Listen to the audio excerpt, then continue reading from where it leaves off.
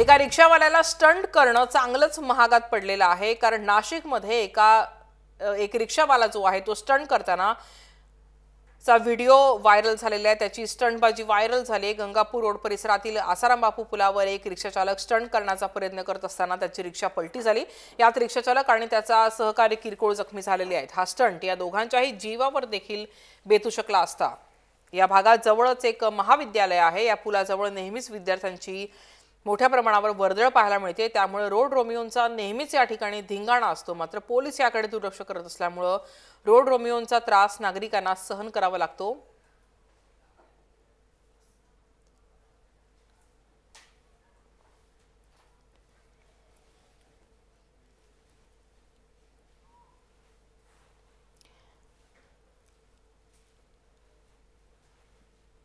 आपले प्रतिनिधी किरण गोटूर सध्या आपल्या सोबत आहेत।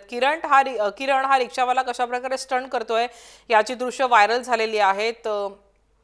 एकूणच हा जो स्टंट करण्याचा प्रकार आहे तो वाढताना पाहायला मिळतोय सगळीकडेच। आणि या रिक्षावाल्याने सुद्धा हा स्टंट केला, मात्र तो त्याला महागात पडला आहे असं म्हणायला हवं।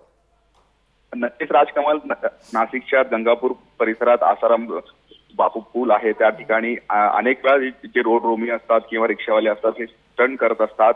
असाच एक व्हिडिओ जो आहे तो व्हायरल झालेला आहे। हा रिक्षावाला तिथे स्टंट करत होता। तो स्टंट करता करता हा अपघात झाला। अपघात झाल्यामध्ये ते किरकोळ जखमी झाले असेल तरी वारंवार अशा घटना त्या परिसरात ते घडत असतात। त्यामुळे तिथले नागरिक भीतीच्या वातावरणात आहेत। आसपास काही महाविद्यालय आहेत, तिथे महाविद्यालय असल्यामुळे काही विद्यार्थ्यांची नेहमीच वर्दळ त्या आसाराम बापू पुलाजवळ असतो। अशा घटनांमुळे त्या विद्यार्थी आणि त्या विद्यार्थिनी देखील घाबरलेल्या आहेत। आता तरी किमान पोलीस कारवाई करावी अशी मागणी त्या नागरिकातील परिसरातील जे राहणारे नागरिक असतील किंवा तिथे येणारे जे विद्यार्थी असतील ते करत आहेत।